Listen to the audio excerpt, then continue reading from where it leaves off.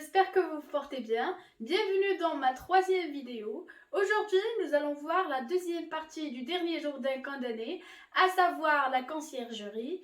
Comme nous le savons tous, cette partie commence du chapitre 22 et se termine dans le chapitre 47. Donc, sans trop tarder, commençons notre révision. Dans la dernière vidéo, nous nous sommes arrêtés dans le chapitre 21, où nous avons vu que le narrateur a appris que le pourvoi en cassation a été refusé. يعني le narrateur عرف باللي النقد ou bien la demande ديال النقد كانت مرفوضة et donc كانوا غيديوه باش غادي تعدم le jour même يعني في هذاك النهار بالضبط. Maintenant, nous allons voir la suite des chapitres. Nous commençons par le chapitre 22, où nous allons voir que le prisonnier raconte son transfert à la conciergerie. La foule assoiffée du sang s'est déjà attroupée pour assister au spectacle.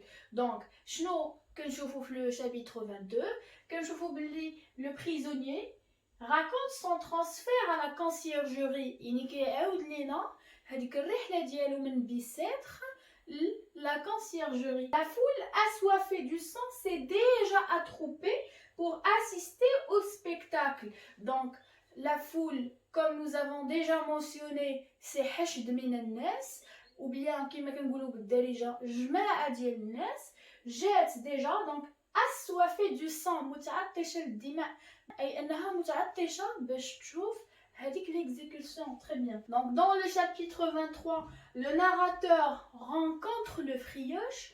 Donc comme on a déjà vu dans l'autre vidéo que le mot frioche veut dire un condamné à mort au argot. Donc nous concluons que le frioche حتى هو واحد السيد اللي يلاه تحكم عليه بالإعدام. Très bien. Un vieillard, يعني راجل كبير de 55 ans, عنده 55 عام, qui prendra sa place dans la cellule de Bicêtre, donc qui prendra la place du narrateur في الزنزانة ديال Bicêtre. Très bien. Celui-ci raconte son histoire.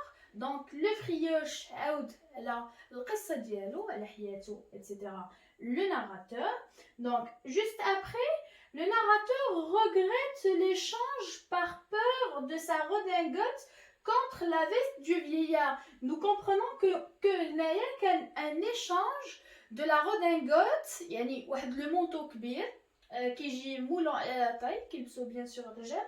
Donc il a fait un échange مع le vieillard. هذاك عطاه la redingote ديالو والاخر عطاه la veste ديالو. D'accord? Dans le chapitre 24, le narrateur est furieux car le frioche lui a pris sa redingote.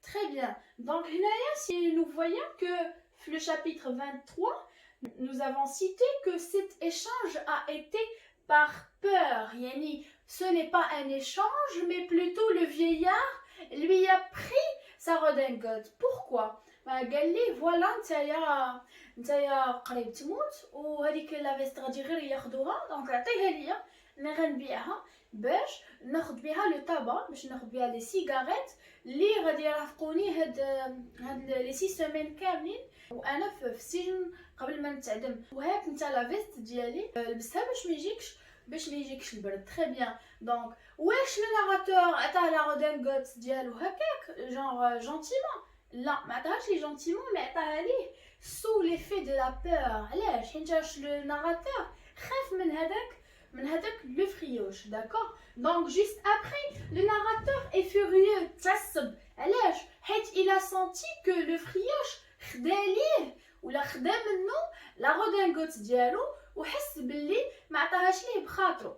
داكور. Dans le chapitre 25, le narrateur est amené à une cellule où on lui a donné une table, une chaise et tout pour écrire, mais on a installé avec lui un gendarme pour empêcher toute tentative de suicide. Donc, le narrateur يدوه من البلاصة اللي كان فيها وجابوه une autre cellule لواحد زنزانة أخرى وعطاوه une table يعني طبلة عطاوه اون شاز كرسي وعطاوه كاع داكشي اللي غادي يخصو باش يقدر يكتب.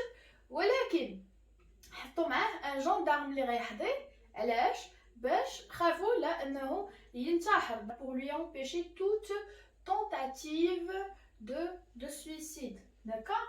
Dans le chapitre 25, le narrateur a écrit une lettre à sa fille. Donc كتب واحد الرسالة للبنت ديالو dans laquelle il exprime toute sa douleur اللي كيوصف واللي كيهضر فيها على كاع لا دولور اللي كيحس بها على كاع الالام اللي كيحس بها et accuse les responsables de vouloir laisser une enfant de 3 ans orpheline ou كيتهم هذوك لي ريسبونسابل انهم هما اللي بغاو يخليو ديك البنيه ديال 3 ans يتيمه. D'accord?